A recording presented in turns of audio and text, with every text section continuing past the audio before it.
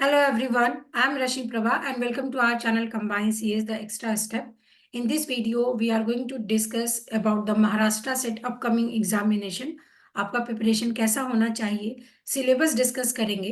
Last के 5 years के previous year questions हमने एनालिसिस किया है, उसके बेसिस पे मैं आपको इंपॉर्टेंट टॉपिक्स बताऊंगी जो आपको एग्जाम से पहले जरूर कवर करके जाना है if you are going to write for Maharashtra से 2024। तो चलिए वीडियो को शुरू करते हैं। सबसे पहले हम बात कर लेंगे नेट का सिलेबस। तो नेट का और महाराष्ट्र से दोनों का सिलेबस सेम है, but the pattern for question is very different from NET examination. तो अगर मैं आपको कुछ चीजें इंपॉर्टेंट बता दूं related to SET examination, so the first thing is कि अगर आपने अभी फॉर्म नहीं भरा है तो सबसे पहले तो फॉर्म भर दीजिए, बिकॉज फॉर्म की लास्ट डेट आपकी 30th ऑफ जनवरी है। और लेट फी, अगर लेट भरेंगे तो आपको लेट फी भी देनी होती है, एंड टुडे इज ऑलमोस्ट 22। ठीक है। एग्जाम डेट कब होना है? अप्रैल फर्स्ट वीक में ऑलरेडी उसकी एग्जाम डेट आ चुकी है। तो इसका ये मतलब है कि पहले फॉर्म फिलअप कर दीजिए, क्योंकि लास्ट मिनट का रश नहीं रहेगा आपके पास। और आपके पास प्रिपरेशन के लिए एग्जैक्टली 2 मंथ्स है। 2 मंथ्स का मतलब है 60 डेज में आगे पीछे के कुछ डेज को हटा रही हूँ, क्योंकि ऑलमोस्ट आपका 1 वीक जो लास्ट का होता है वो आपके सेल्फ स्टडी के लिए होता है, रिकॉल और रिवाइज करना होता है आपके सारे कॉन्सेप्ट्स को। तो ऑन एन एवरेज देखिए तो 60 आपके डेज है। हाँ, जैसा हम बात कर रहे थे कि pattern for set examination and net examination is very different, है ना। सिलेबस ऑल द सेम है, बट नेट में क्वेश्चन बहुत अलग तरीके के पूछते हैं और सेट में क्वेश्चंस बहुत अलग तरीके के पूछते हैं। बट अच्छी बात यह है कि अगर आप महाराष्ट्र सेट के क्वेश्चन का पैटर्न को समझने की कोशिश करें तो एवरी टाइम रिपीटेड पैटर्न पूछा जा रहा है। कई सारे ऐसे स्टूडेंट हैं जो नेट का प्रिपरेशन कर रहे हैं, ठीक है, वो नेट लेवल का प्रिपरेशन करके जा रहे हैं, फिर भी सेट एग्जामिनेशन नहीं क्वालिफाई हो रहा है। क्यों? क्योंकि नेट एग्जामिनेशन में एलपीपी हो गया, न्यूमेरिकल क्वेश्चंस आपके जो आते हैं ऑपरेटिंग सिस्टम के, कंप्यूटर आर्किटेक्चर के, कंप्यूटर नेटवर्क के, and then you have programming के। तो ये सारे क्वेश्चंस अलग टाइप के होते हैं महाराष्ट्र सेट में।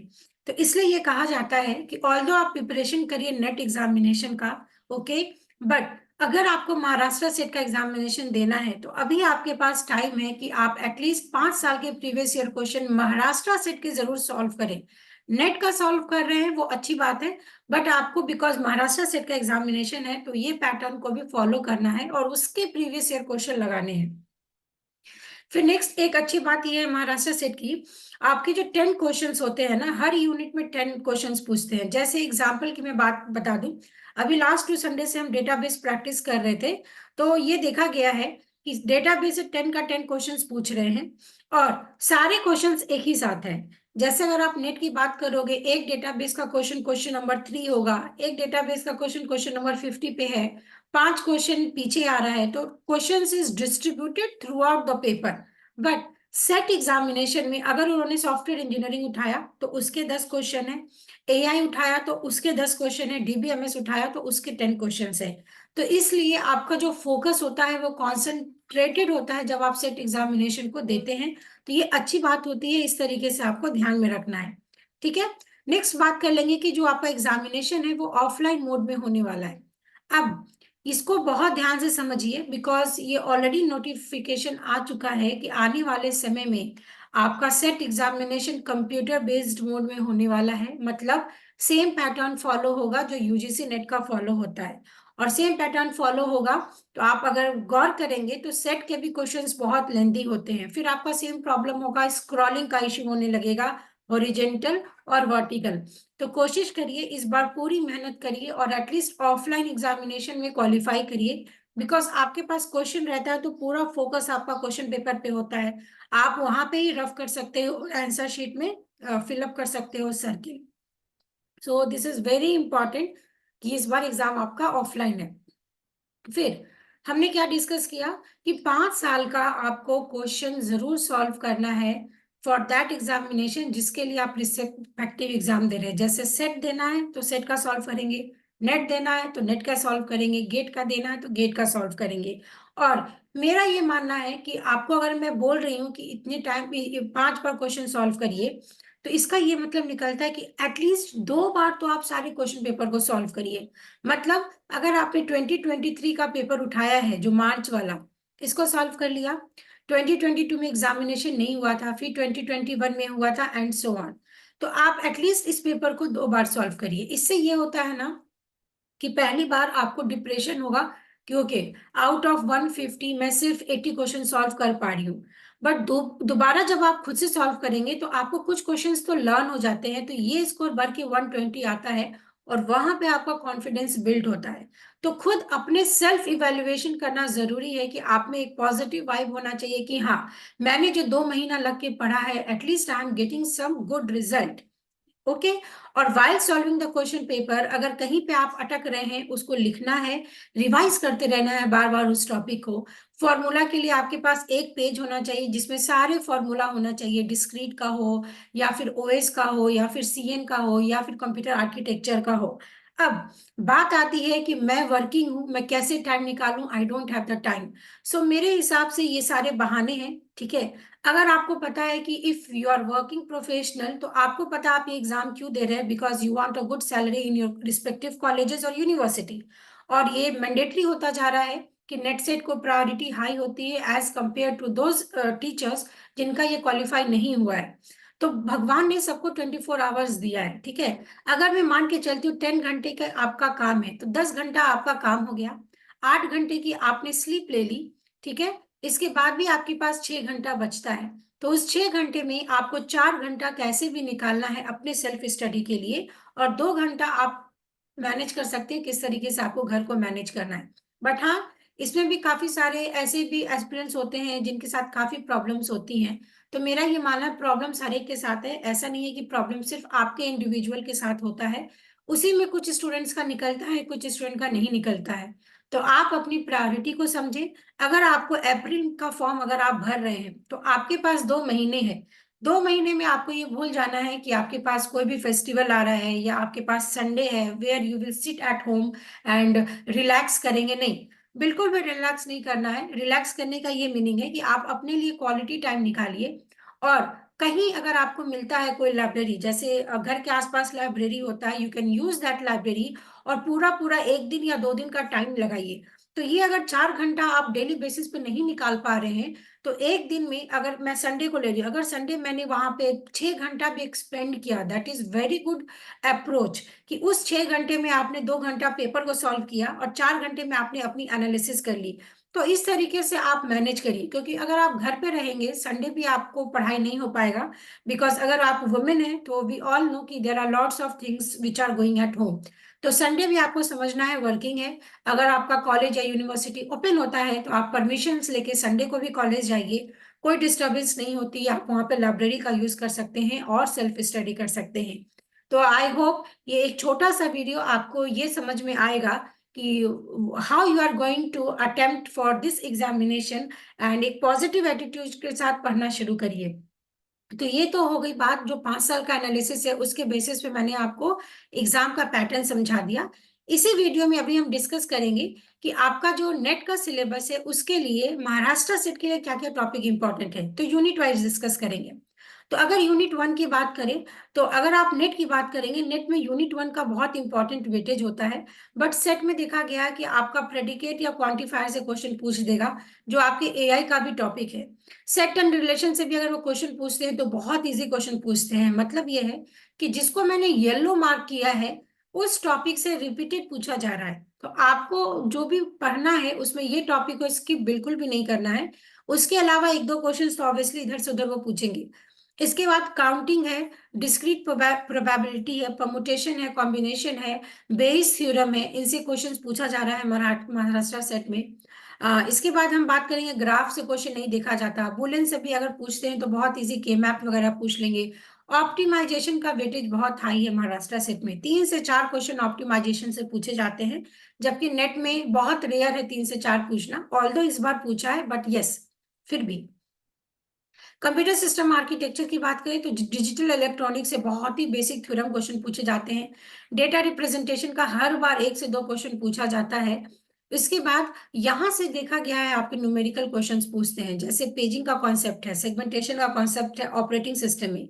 सिमिलरली यहाँ पे आपको पूछ लेंगे कि अगर आप जो कैशे मेमोरी बनाते हैं तो टैग बिट किस तरीके से आएगा, एड्रेसिंग मोड हम किस तरीके से कैलकुलेट करेंगे। जो यहाँ से क्वेश्चन है एसोसिएटिव मेमोरी, कैश मेमोरी, तो यहाँ से न्यूमेरिकल क्वेश्चंस पूछे जाते हैं। तो आपको उस हिसाब से पैटर्न को समझना है और वही टॉपिक्स पढ़ना है जो रिपीटेड एग्जाम्स में पूछे जा रहे हैं। प्रोग्रामिंग लैंग्वेज और कंप्यूटर ग्राफिक्स की बात करें तो अगेन यूनिट 3 से प्रोग्रामिंग से हर बार 2 क्वेश्चंस तो पूछ ही रहे हैं आउटपुट वाले, जो कि सम इजी होते हैं एज कंपेयर टू नेट। इसके बाद प्रोग्रामिंग इन C++ से बहुत ही ज्यादा थ्योरी क्वेश्चन पूछते हैं, क्लासेस है, ऑब्जेक्ट है, उप्स कॉन्सेप्ट्स पे। तो ये सब कुछ आपको ब्रशअप करना है। वर्चुअल फंक्शन क्या है, कंस्ट्रक्टर क्या है, डिस्ट्रक्टर क्या है, ओवरलोडिंग, ओवरराइडिंग। तो ये अगर आप यहाँ सेट के लिए पढ़ते हैं तो सिमिलरली नेट का भी आपका प्रिपरेशन होता है। उसके बाद जो आपका सेट एग्जामिनेशन है इसमें कंप्यूटर ग्राफिक्स से भी क्वेश्चंस हमेशा देखे जाते हैं 3 से 4, तो इसको भी जरूर आपको करके जाना है। ठीक है। डेटाबेस मैनेजमेंट की बात करें तो इसमें बहुत ही बेसिक क्वेश्चंस पूछ रहे हैं डेटा मॉडलिंग की। जैसे आपको ये नहीं पूछेंगे कि नॉर्मलाइजेशन करना है, पूछ भी सकते हैं, बट क्वेश्चंस कैसे देखे जा रहे हैं कि जो आपका एंटिटी रिलेशनशिप डायग्राम है, एंटिटी पे कुछ क्वेश्चंस फ्रेम कर दिया, एट्रीब्यूट्स पे कुछ क्वेश्चन फ्रेम कर दिया, मतलब थ्योरी क्वेश्चन पूछ रहे हैं। कंस्ट्रेंट पे कुछ क्वेश्चंस फ्रेम कर देंगे और आपको पूछेंगे स्टेटमेंट ट्रू है या फॉल्स है। इसके बाद जो रिलेशनल अलजेब्रा है, बहुत ही बेसिक क्वेश्चन पूछेंगे, सेलेक्ट है या प्रोजेक्ट है, इसका सिंटेक्स क्या है, कितने तरीके के सेट ऑपरेशंस होते हैं जो हम डीबीएमएस में भी यूज करते हैं। एसक्यूएल की बात करें तो एसक्यूएल का जो सिंटेक्स है, सिंटेक्स पे क्वेश्चन पूछ रहे हैं। तो एटलीस्ट आप अपने लेवल पे सिर्फ अगर डीएमएल को और डीडीएल को भी प्रिपेयर करके जाते हैं तो 2 क्वेश्चंस तो आपके इजीली सॉल्व होते हैं। नॉर्मलाइजेशन से ऐसे तो क्वेश्चंस न्यूमेरिकल 3 साल से नहीं देखा गया है, बट हाँ जो आपकी नॉर्मल फॉर्म से BCNF 3NF उसके प्रॉपर्टीज पे क्वेश्चन पूछ रहा है। तो ऑब्वियस ही बात है अगर आप नेट का प्रिपरेशन कर रहे हैं तो ये डीबीएमएस का टॉपिक आपके लिए सेट के लिए बहुत ही इजी हो जाएगा। उसके बाद सेट में एक इंपॉर्टेंट बात आपको ये ध्यान में रखना है, जैसा मैंने ऑब्जर्व किया है, अगर 10 क्वेश्चन पूछ रहे हैं तो उसमें 5 क्वेश्चन आपके बेसिक डीबीएमएस से पूछ रहे हैं, ठीक है, और 5 क्वेश्चन वो बिग डेटा नो एसक्यूएल।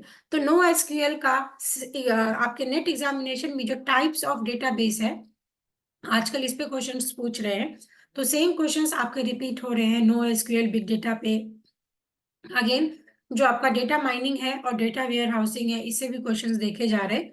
तो ये 5 क्वेश्चन बहुत ही मतलब इंट्रोडक्शन लेवल पे है, बट हाँ इसके लिए एटलीस्ट आपको विकिपीडिया तो पढ़ना पड़ेगा कि आपके पास एक नोट्स होना चाहिए किस मेथड के अंदर कौन से एल्गोरिदम आते हैं और इसके फीचर्स क्या है। उसके बाद ओएस की बात कर ले। ओएस से प्रोसेस मैनेजमेंट का थ्योरी क्वेश्चन देखा जा रहा है, जैसे इंटर प्रोसेस कम्युनिकेशन के लिए क्या क्या टूल्स हम यूज करते हैं। सीमा 4 पे आपके न्यूमेरिक आपके क्वेश्चन पूछ रहे हैं थ्योरी क्वेश्चन। डेडलॉक पे आपके थ्योरी क्वेश्चन पूछ रहे हैं। बहुत होगा तो सीपीयू शेड्यूलिंग से एक न्यूमेरिकल क्वेश्चन पूछ सकते हैं, बट मेमोरी मैनेजमेंट से फिर आपका न्यूमेरिकल क्वेश्चन पूछा जा रहा है ना। तो जिसको मैंने येलो हाईलाइट किया है वो टॉपिक्स आपको जरूर करके जाना है फॉर सेट एग्जामिनेशन।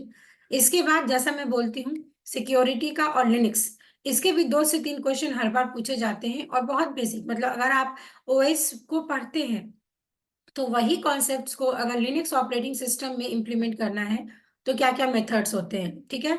सिक्योरिटी की बात कर ले तो सिक्योरिटी से आपको क्रिप्टोग्राफी है, ऑथेंटिकेशन है, थ्रेड्स पे क्वेश्चन है, ये सारे क्वेश्चंस थ्योरी में देखे जा रहे हैं आपके ओएस से। उसके बाद सॉफ्टवेयर इंजीनियरिंग बात करें तो काफी सारे लर्नर्स हैं जो बोलते हैं सॉफ्टवेयर इंजीनियरिंग इजी है। मुझे पता है ये टॉपिक बहुत इजी है बिकॉज हमारे मास्टर्स में भी था और ग्रेजुएशन में भी था, बट बिकॉज ये थ्योरी क्वेश्चंस आते हैं ना तो उसमें आपके चांसेस बहुत ज्यादा हाई हो जाते हैं क्वेश्चंस गलत होने के। तो इसीलिए सॉफ्टवेयर इंजीनियरिंग पूरा अगर पढ़ने बैठेंगे तो वो पूरा ही थ्योरेटिकल सब्जेक्ट है, तो पूरा नहीं पढ़ने बैठना है।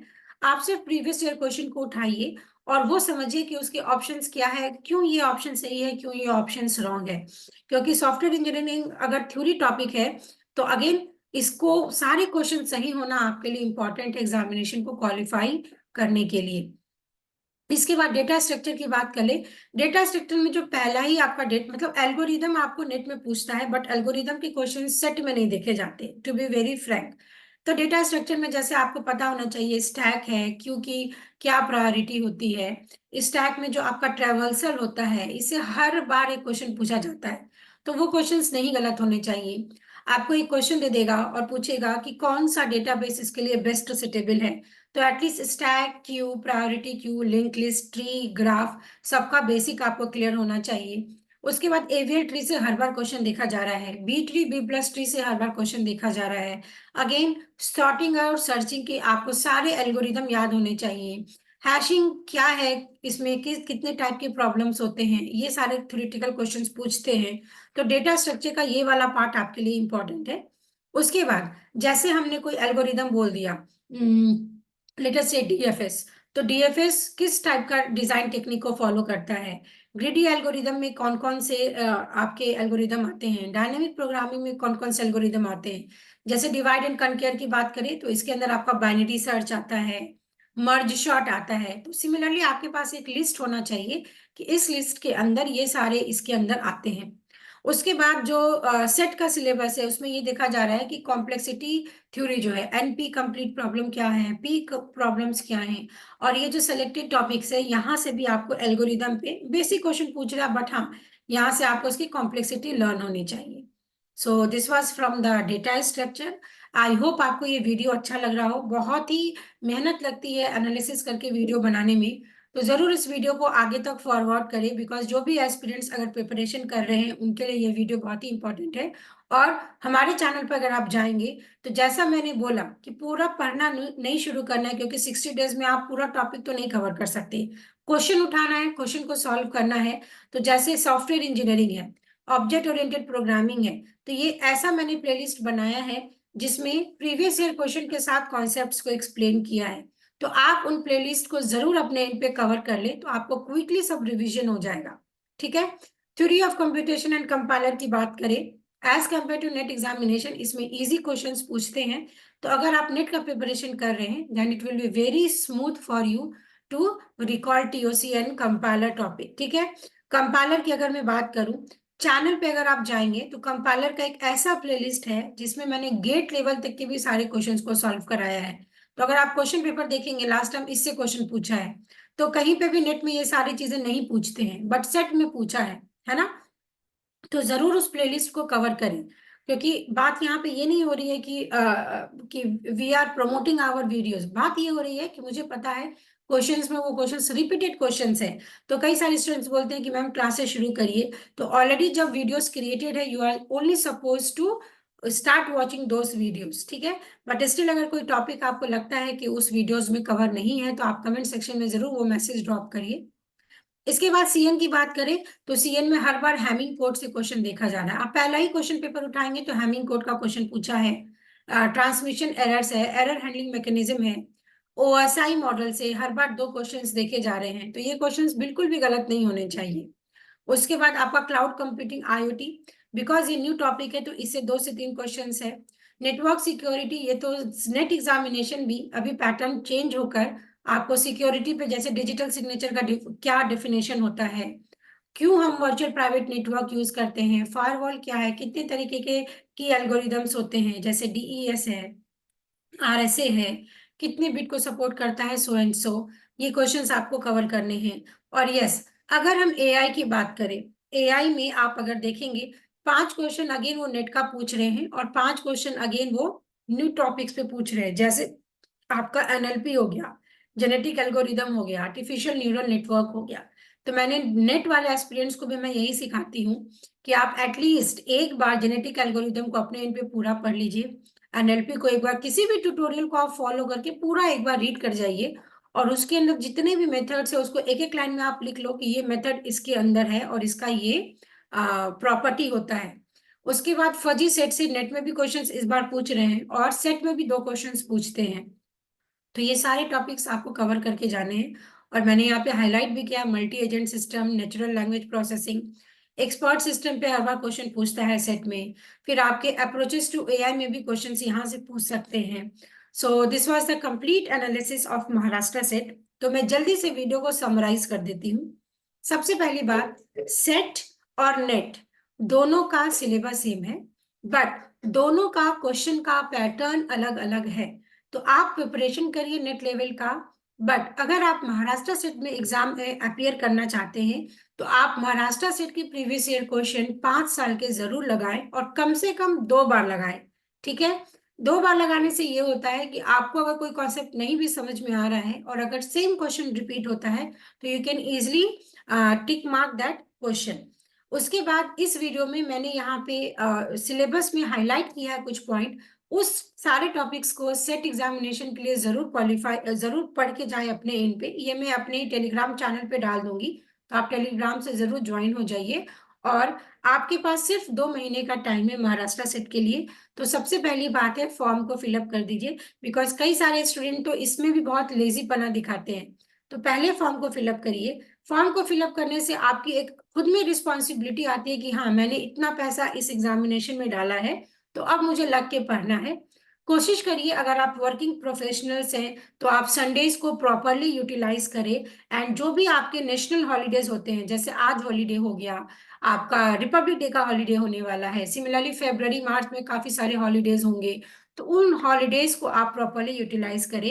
एंड यस, हमारे यूट्यूब चैनल पे कई सारे रैपिड रिवीजन सीरीज हैं, वो आपके SET as well as NET examination के लिए इंपॉर्टेंट है, तो आप उसको भी वॉच कर सकते हैं। तो अगर आप फ्री लर्नर्स हैं तो वो वीडियोस को जरूर अपने इन पे वॉच करिए। और आपको क्या करना है, पूरा पूरा वीडियो नहीं देखते बैठना है। आप क्वेश्चन पेपर को उठाइए, क्वेश्चन पेपर को सॉल्व करिए। जहां पे आपको प्रॉब्लम हो रही है, सिर्फ उस कंटेंट को आपको समझना है। तो I hope this video series is helpful for you. Please like, share and subscribe to our channel. And अगर कोई भी प्रॉब्लम होता है आपको नेट और सेट के लिए, तो आप कमेंट सेक्शन में ड्रॉप कर सकते हैं। और if you want to join our online classes, so in the description you will get a contact number, आप contact कर सकते हैं। because महाराष्ट्र सेट का already online classes running है, तो you can also join our classes. Thank you everyone for watching us. Stay tuned for more upcoming videos.